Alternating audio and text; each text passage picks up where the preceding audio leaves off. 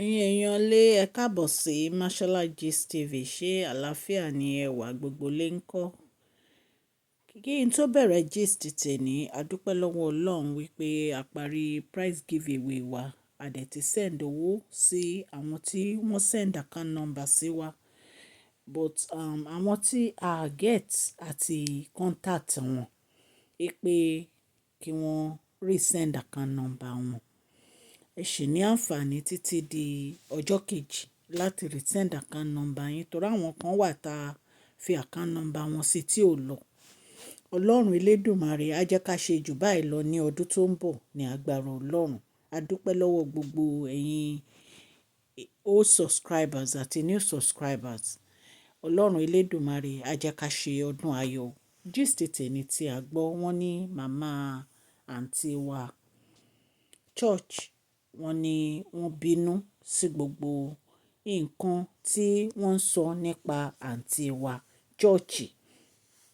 Torí wọ́n ní arábìnrin kan, wọ́n ní ó sọ wípé àǹtí wa church òun ló sọ ògùn sílẹ̀ fún Queen Naomi. Allegedly bí a ṣe gbọ́ o, wọ́n dẹ̀ ní arábìnrin yẹn fi ọwọ́ mú ògùn yẹn. Wọ́n ní àtìgbà yẹn ni ara arábìnrin yẹn ò ti yá. Ṣùgbọ́n wọ́n ní màmá àǹtí wa church ní irọ́ ni wọ́n pa mọ́ àǹtí wa church, pé àǹtí wa church kò ṣe nǹkan tán ní wọ́n ṣe yẹn. Ṣùgbọ́n nǹkan tó ń bí màmá wọn nínú ni pé wọ́n ti wọ́ọ̀nù wọn nípa ọ̀rọ̀ yìí tipẹ́tipẹ́, pé kí wọ́n dẹ̀yìn lọ́dọ̀ àǹtí wa wọ́n ní ṣùgbọ́n àǹtí wa church ò gbọ́. Wọ́n ní màmá wọn gangan fúnra wọn, wọ́n náà kò nú ilé wọn nítorí pé wọn ò gbọ́ràn.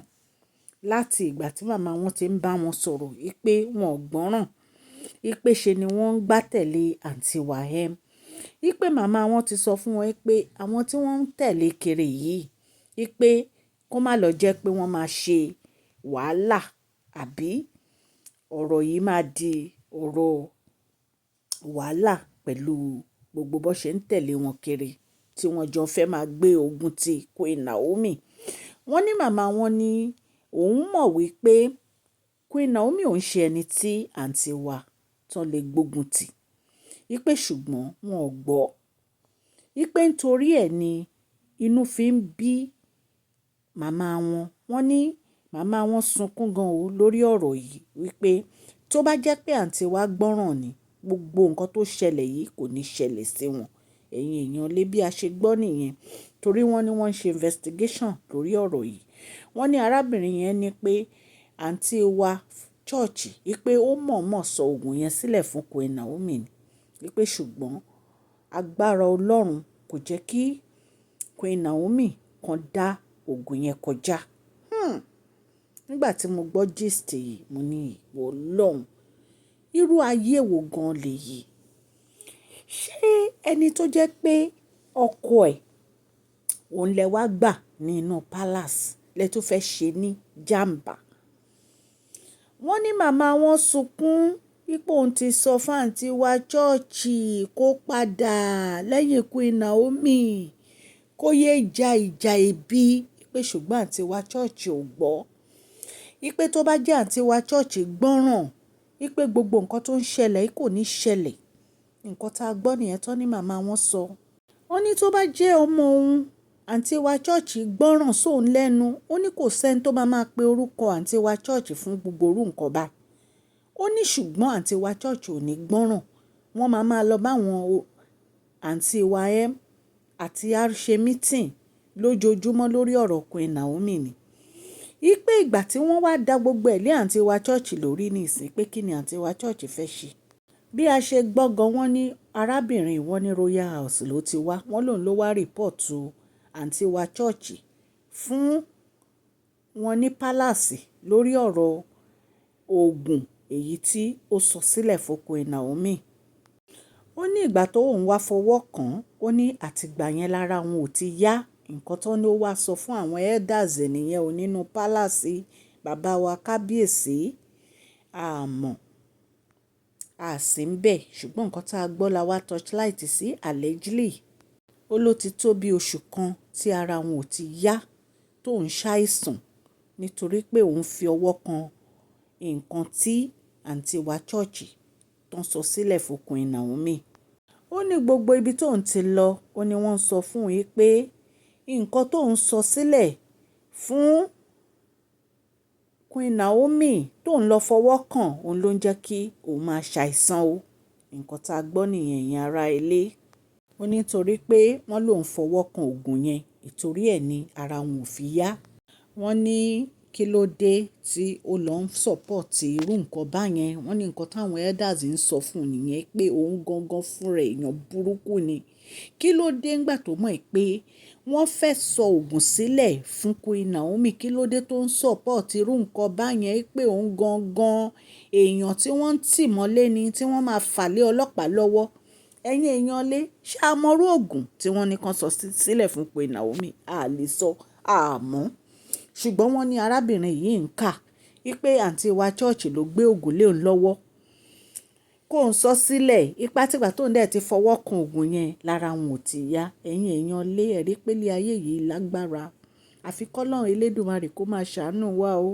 So wọ́n ní torí owó wọn láwọn ẹ̀dà yìí ń bá wí pé ṣé nítorí owó ló fi gba irú iṣẹ́ burúkú báyìí. Ipe ṣé òun náà kọ́ ló ti dà lé lórí báyìí. Ipe ẹlẹ́rù náà ló máa fẹ́rù gbẹ́rù ló máa forí gbẹ́rù ikú ẹ̀ kiri. Ipe tí ò bá ń ṣe pé èèyàn burúkú ni kí ló dé tó lọ ṣerú nǹkan báyìí. Wọ́n ní bí ó ṣe sọ̀rọ̀ wọ́n ní kò mọ̀ pé oògùn burúkú ni wọ́n gbélé òun lọ́wọ́. Ipe kò mọ̀ pé nǹkan burúkú náà fẹ́ ṣe fún Queen Naomi o. Ipe bí bó ṣe sọ̀rọ̀ nǹkan tá a gbọ́ nìyẹn. Wọ́n ní ibi tó lọ ni wọ́n ti jẹ́ kó mọ̀ pé Queen Naomi ni wọ́n ṣe oògùn yẹn sí. Ipe ó dẹ̀ lọ fọwọ́ kàn ìtorí ẹ̀ ni ara ò fi yá. Ó ní òun ò mọ̀ pé nǹkan báyìí ni wọ́n ṣe fún Queen Naomi. Wọ́n ní ìyá àǹtí wa chọ́ọ̀chì ní pẹ̀lú gbogbo àdúrà tó máa ń gbà òun ò bá tọmọ lọ́mọ jẹ́ rí kí ló dé tí ọmọ òun máa lọ fi tọwọ́ bọ irú nǹkan báyìí. Ẹ̀yin èèyàn wọ́n ní inú màmá àǹtí wa chọ́ọ̀chì ò dùn sí gbogbo accusation àti gbogbo ìjà ẹ̀bi àti gbogbo ọ̀rọ̀ èyí tí wọ́n ń sọ nípa àǹtí wa chọ́ọ̀chì pé òun ò fi irú ìlànà báyìí lé àǹtí wa chọ́ọ̀chì lọ́wọ́. Wípé ṣó ti ẹ̀yẹ kan máa dárúkọ àǹtí wa chọ́ọ̀chì sí nǹkan burúkú ni. Ẹ̀yin èèyàn lé nǹkan tó ní màmá wọn sọ nìyẹn. Wọ́n ní nǹkan tí màmá wọn sọ ni wípé gbogbo ìgbà tí òun wà lọ́dọ̀ àǹtí wa tó ń bá wọn tọ́jú àwọn ọmọ wọn wípé àǹtí wa òróró ló máa wọlé ló máa tẹ̀lé àwọn àǹtí wa kiri. Pé màmá wọn dẹ̀ ti wọ́n wọn several times pé wọn ò gbọ́. Ṣùgbọ́n wọ́n ní wọ́n ń ṣe investigation lórí ọ̀rọ̀ yìí. Wọ́n ní nǹkan tí wọ́n bá ń bẹ̀ wọ́n á jẹ́ kí àǹtí wa gbọ́. Nǹkan tá a gbọ́ nìyẹn. Nǹkan tá a gbọ́ nìyẹn ìyẹn ará lé. Tá a bá tún gbọ́ update lórí ẹ̀ a máa jẹ́ kí ẹ gbọ́ ṣùgbọ́n wọ́n sì ń ṣe investigation lórí ẹ̀. Wọ́n ní màmá wọn sunkún ṣùgbọ́n wọ́n ní wọ́n máa get back sí màmá wọn. Bí mo ṣe máa ń sọ fún yín allegedly ní gbogbo nǹkan tí mo wá mú fún yín o. Mi ò bá kábíyèsí gbénu palace o nǹkan tá a gbọ́ la wá torchlight sí. So tí a bá gbọ́ update lórí ẹ̀ a máa mú wá. Èmi mọ̀ pé Ọlọ́run Elédùmarè máa gbé Queen Naomi lékè. Á dẹ̀ gbé wọn borí gbogbo ogun yìí. Nítorí pé arábìnrin yìí kò ṣẹ̀yìn ẹ̀yin lẹ wá sínú palace lẹ wá gbọ́kọ̀ ẹ̀. Ẹni tó bá dẹ̀ ní kò ní jókòó láti gbádùn ilé ọkọ ẹ̀ àbí kó jẹun ọmọ. Ọlọ́run Elédùmarè ló máa dojú ìjà kẹni yẹn. Kò jẹ́ bó ṣe jẹ́ ẹ̀yin ará ilé. Mo dúpẹ́ lọ́wọ́ gbogbo etí tó ń gbọ́ mi ò ní ilé lóko àti lẹ́yìn odi. Ọlọ́run aláàánú á wà pẹ̀lú gbogbo yín o. A parí prize giveaway ti ọdún yìí ní agbára Ọlọ́run tó bá di ọdún tó ń bọ̀ a tún máa ṣe jù bẹ́ẹ̀ lọ.